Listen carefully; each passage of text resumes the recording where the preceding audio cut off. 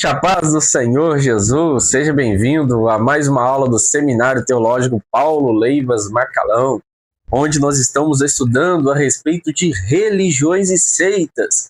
E hoje nós estaremos falando a respeito do Adventista do sétimo dia, né? Um assunto um pouco delicado, já que muitos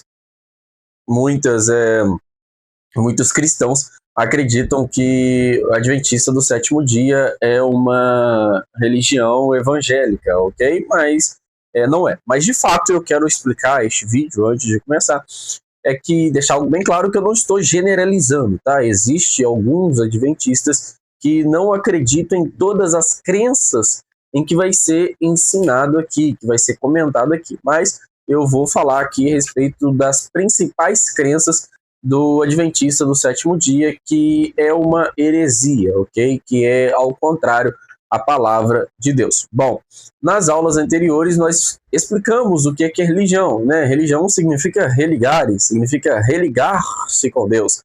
Então, toda religião tem como objetivo trazer uma ligação para com Deus. E quem faz essa ligação do homem para com Deus é Jesus Cristo.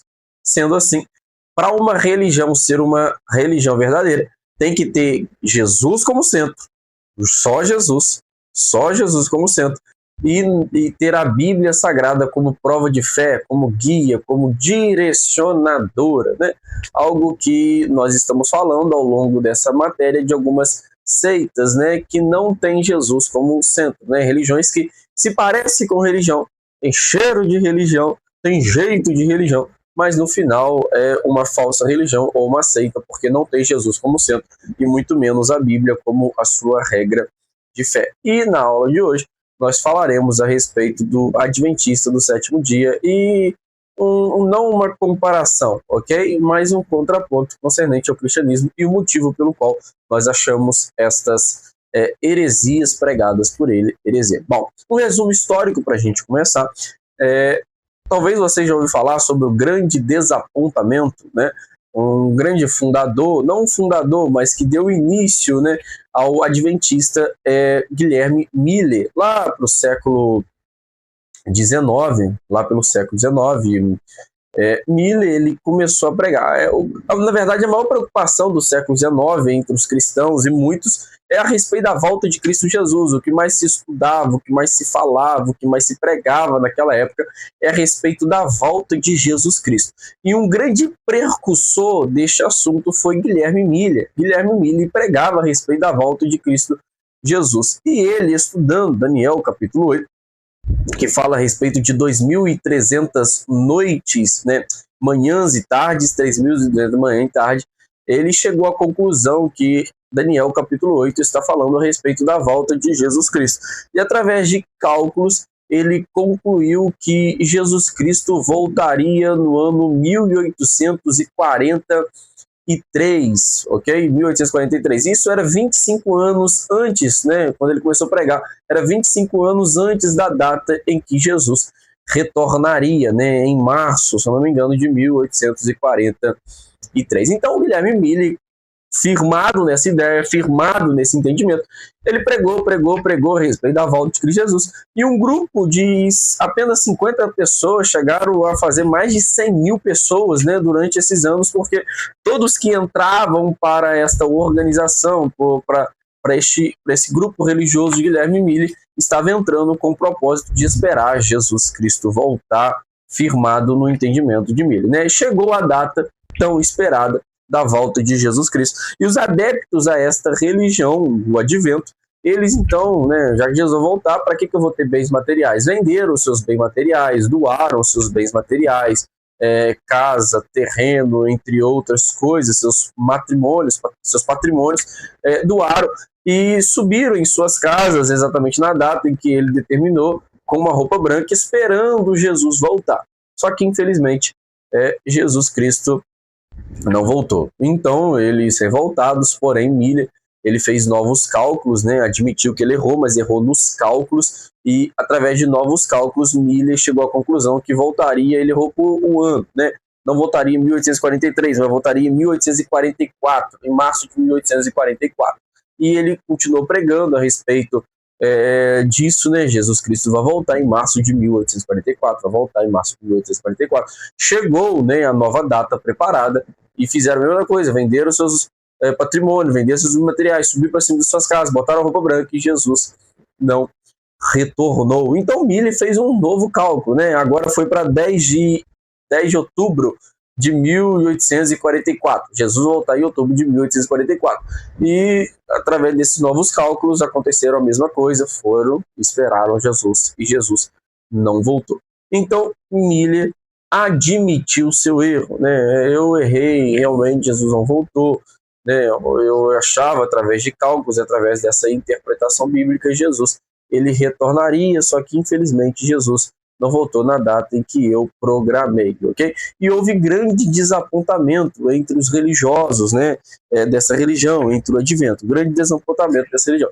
E 3 grandes líderes, tá, desta religião, vamos lá.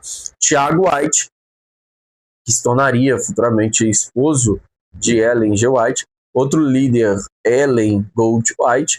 Outro líder era um minuto, né, no material didático fala Joseph Bates, né? Outro líder era Joseph Bates, né?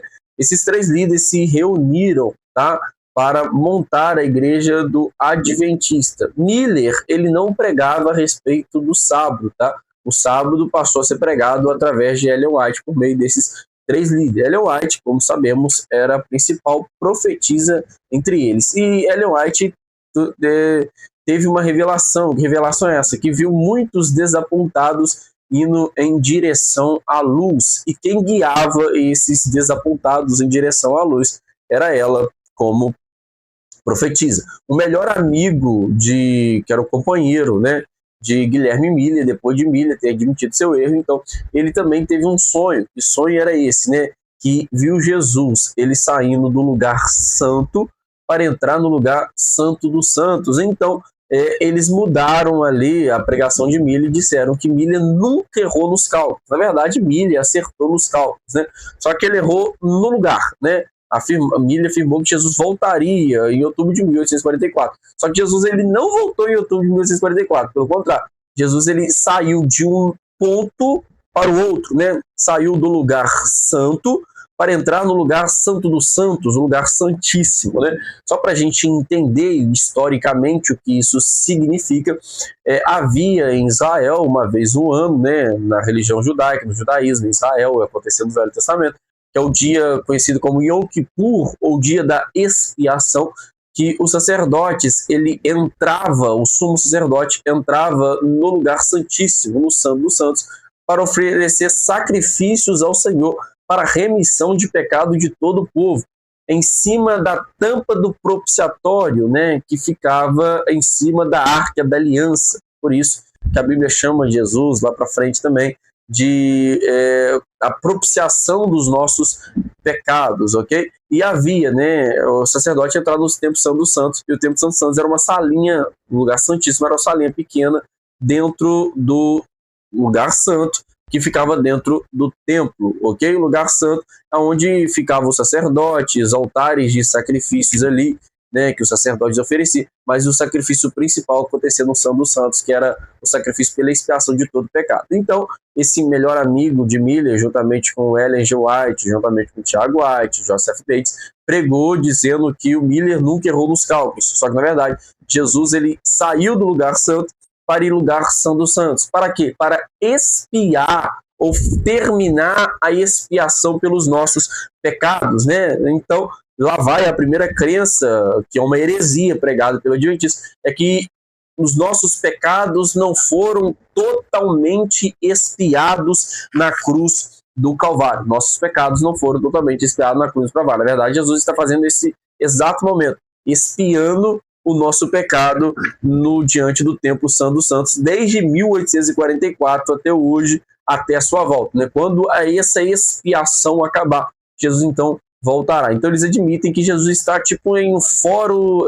investigativo, né? Expiando o nosso pecado até que ele realmente termine a expiação, e quando ele terminar a expiação, ele voltará para buscar a sua igreja. Mas sabemos que isso é uma grande heresia, até porque a Bíblia pregou em Hebreus capítulo 7, versículo 27, e em vários outros textos, que Jesus, ele finalizou a obra no Calvário, né?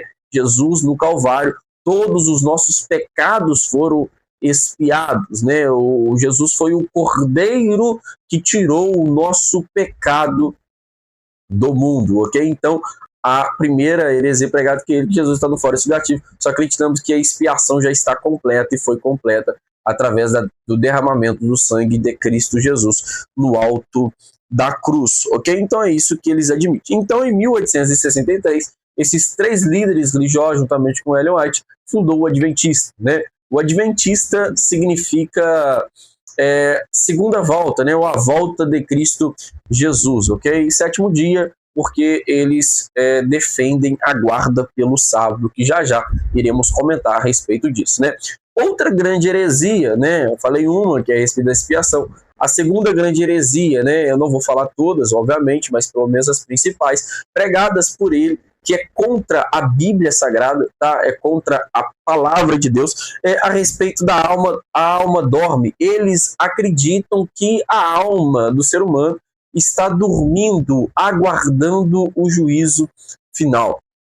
Então eles não acreditam em um paraíso agora, né? Eles não acreditam que existe um paraíso neste exato momento. Eles acreditam que a alma está dormindo. Quando o juízo final chegar, aí então a alma irá acordar para viver na eternidade, viver no paraíso com Cristo Jesus. Mas o que eles usam, né? Um contraponto muito forte contra esta heresia é quando Jesus vira para o ladrão da cruz e diz, né? Hoje mesmo tu estarás comigo no paraíso. E hoje trata de um certo momento, agora, né? Então, Jesus está dizendo, se hoje você estará comigo no paraíso, significa que o paraíso não é para amanhã, o paraíso não é para o futuro, o paraíso é para agora, né? Se morremos agora em Cristo Jesus, estaremos no paraíso junto com Cristo Jesus e não dormindo como eles acreditam que a alma esteja dormindo. Outro contraponto é inclusive a parábola, né?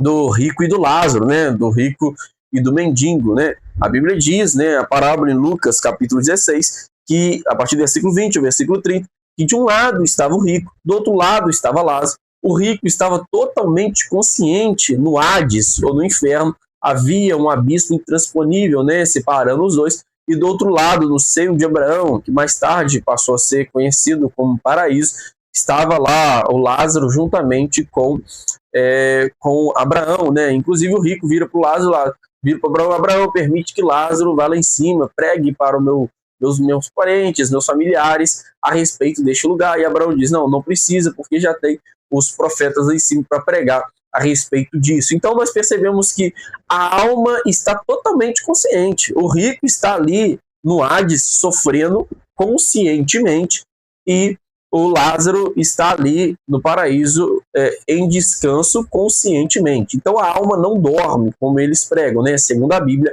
a alma está acordada, né? Quando morremos em Cristo, ou vamos para o paraíso, né? Se morremos em Cristo, vamos para o paraíso. Porém, se não morremos em Cristo, ou se morremos fora de Cristo, seremos condenados, né? Eu, graças a Deus, tenho certeza da salvação. E eu acredito que você também deveria ter, já que nós servirmos a Jesus Cristo, ok? Bom, outro ponto, a terceira heresia, a grande heresia, é a respeito do extermínio dos ímpios, né? O que eles acreditam?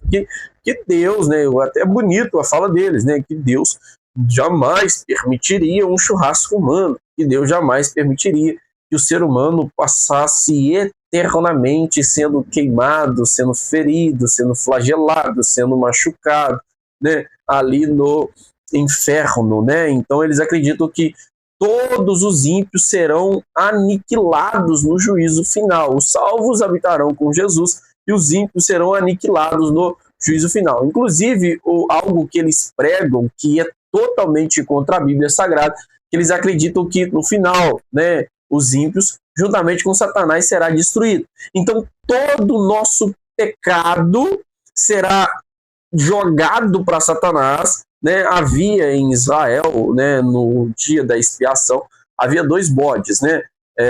Um cordeiro e um bode, né? Dois bodes.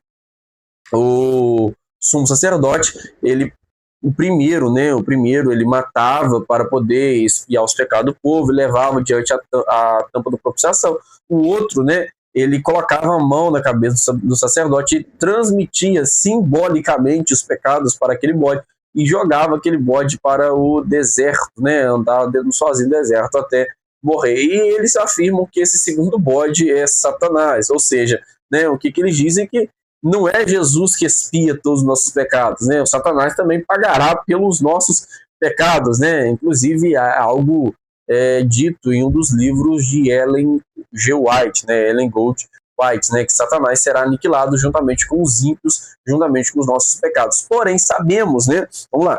Daniel, capítulo 12, versículo 2. Apocalipse, capítulo 20, versículo 10. Mateus, capítulo 25, 46, o que a Bíblia está dizendo ali? Que os que morrerem condenados irão sofrer eternamente, né? Irão padecer eternamente. Inclusive, em Daniel 12, 2, diz que os que morrerem salvos irão viver uma vida eterna com Cristo Jesus, e os que morrerem sem salvação, né, condenados porque não serviram ou não confessaram a sua vida a Jesus Cristo, irão ser condenados eternamente, ok? Eles acreditam na aniquilação, e isso é totalmente antibíblico, porque sabemos que, segundo a Bíblia, né, quem for condenado viverá eternamente sofrendo, e quem for salvo viverá eternamente em descanso, ok? Outro ponto interessante, eu ia falar a respeito do sábado agora, mas vou deixando. Outro ponto interessante a respeito deles é a última e grande heresia, né? Mas antes, só para mim dar um contraponto, tá? Eles afirmam que a Bíblia é sua prova de fé, né? De fato, é a Bíblia que guia, que direciona eles em parte, né? Até porque eles interpretam a Bíblia da forma com que eles querem, ok? Para poder satisfazer as inspirações de Ellen G. White. Só que eles dizem, e por mais que alguns, talvez alguns afirmam que não, ok? Eu não quero generalizar, mas a maioria dizem que os livros de Ellen White, inclusive até a própria Ellen White diz, né, os livros de Ellen White é inspirada tanto quanto a Bíblia, ok? Então, a mesma inspiração que tem na Bíblia tem nas profecias, nas revelações e nos livros de Ellen Gold White, né? E é uma crença que eles acreditam. Então, não é Jesus como centro, é Jesus como centro, mas Jesus divide um pouquinho deste cargo com a profetisa Ellen G. White. Inclusive, uma das grandes heresias pregadas por eles também é que Jesus sempre existiu em carne e osso, né? Jesus sempre existiu como homem, né? É claro que sabemos que Jesus é Deus, faz parte da Santíssima Trindade. Ele sempre existiu? Óbvio que ele sempre existiu, né? Óbvio que ele sempre existiu. Mas ele só encarnou como homem na Virgem Maria, né? Antes disso, Jesus era só Deus, ok? Mas quando ele encarnou, ele virou 100% Deus e também 100% homem, né? Uma pessoa com duas substâncias, substância divina e substância terrena como homem, ok? Mas antes disso, sabemos que Jesus sempre foi Deus e agora também é Deus. Só que eles afirmam que antes, no Velho Testamento, Jesus se manifestou como carne e osso, né? Inclusive, nos livros de Ellen White, ela diz que em Judas, né, no livro de Judas, na carta de Judas, que está na Bíblia, fala que Satanás brigou com o arcanjo Miguel pelo corpo de Moisés. E Ellen White fala que este arcanjo Miguel era Jesus Cristo, né? Quando a Bíblia fala de arcanjo Miguel no Velho Testamento, ela diz que está se referindo a Cristo Jesus, e que Jesus sempre esteve entre nós, porém em carne e osso, né? E não só como Deus. E isso é uma grande heresia. Sabemos que Jesus encarnou como carne e osso através da Virgem Maria. Outro ponto, né, que a maioria, alguns afirmam, que é um ponto principal do Adventista também, que Jesus tinha o pecado original, né?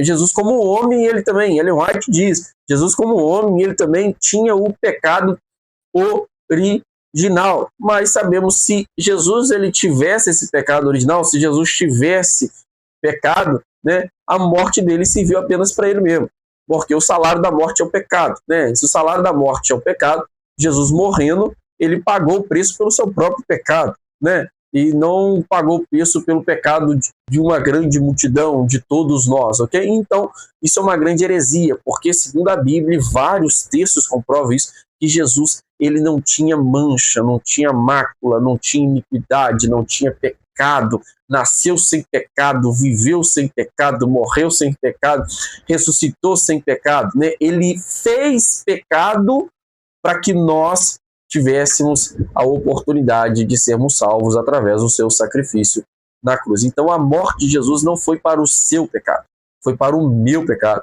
foi para o nosso pecado, né? Não para o pecado dele mesmo. Então Jesus, ele era santo, santíssimo e santo, ok? Outro ponto importante, que é o último, eu finalizo aqui, é a respeito do sábado, tá? Eles afirmam, Ellen White também teve uma visão, é claro que o sábado, tá? Não vou falar muito referente a Ellen White, sábado é uma lei judaica, tá? Que faz parte dos 10 mandamentos, inclusive é o 4º mandamento. E Ellen White teve uma visão, eles não guardavam o sábado, mas Ellen White teve uma visão que ela viu a Arca da Aliança no céu, né? E nessa Arca da Aliança, ela viu dentro da Arca da Aliança as tábuas do 10 mandamentos, que obviamente tem dentro da Arca da Aliança, segundo relatos do Velho Testamento. E ela viu o 4º mandamento destacado, né, brilhado a mais do que os outros mandamentos em sua visão, e ela então transmitiu isso para toda a igreja adventista, para que eles guardassem o sábado, né? No Velho Testamento era sim obrigado a guardar o sábado, porque faz parte dos 10 mandamentos, ok? E foi dado para os judeus, tá? Só um contraponto, foi dado para os judeus. Porém, a Bíblia diz lá em Mateus capítulo 11, né? Mateus capítulo 11, Jesus entra numa discussão com os fariseus e os saduceus, os mestres da lei ali, a respeito da guarda do sábado, né? Eles falam, né? Jesus é este que cura no sábado, faz milagre no sábado. E nessas discussões, Jesus fala a respeito do sábado, né? Que eles criaram leis severas para o sábado. E Jesus, então, falando do sábado, ele diz, o sábado ele foi criado para o homem ou o homem foi criado para o sábado? Não, o homem não foi criado para o sábado, né? O sábado foi criado por causa do homem, não o homem por causa do sábado. E Jesus, ele afirma ali que ele é o Senhor do sábado. E Jesus, para provar que ele é o Senhor do sábado, o que ele diz, né? Vinde após mim, todos que estão cansados e oprimidos, e eu vos aliviarei e vos trarei Shabat, né? Shabat é descanso, Shabat é sábado, sábado significa descanso, porque nós não guardamos o sábado, ok? Nós não guardamos o sábado porque Jesus é o cumprimento da lei. E Jesus, como ele é o cumprimento da lei, Jesus é o sábado, né? O sábado foi criado na época porque se não houvesse um dia para que o povo guardasse para Deus, como não havia o Espírito Santo para poder direcionar o povo, hoje nós temos o Espírito Santo para dizer, você está lendo pouco a Bíblia, lê um pouco mais, né? Você está orando um pouco, ora um pouco mais, o Espírito Santo para nos cobrar diariamente a respeito dessas coisas. Naquela época do Velho Testamento havia sim o Espírito Santo, porém ele descia de tempos em líderes religiosos, não havia o Espírito Santo tão veemente igual temos nos dias de hoje, como ele passou a ficar entre nós a partir do dia de Pentecoste, né? Naquela época não tinha, ok? Então é necessário ter um dia específico para que o povo guardasse, porque senão o povo não ia dedicar nenhum momento, nenhum instante para Deus. Por isso que precisou daquele momento para se dedicar ao Senhor. Porém, toda a lei foi cumprida em Jesus Cristo. Como toda a lei foi cumprida em Jesus Cristo, né? O sábado, como Jesus apresenta através desse texto que eu disse, Mateus capítulo 11, né? Jesus é o cumprimento desse sábado. Hoje nós não precisamos guardar um dia. Hoje nós precisamos guardar o Senhor, guardar Jesus Cristo.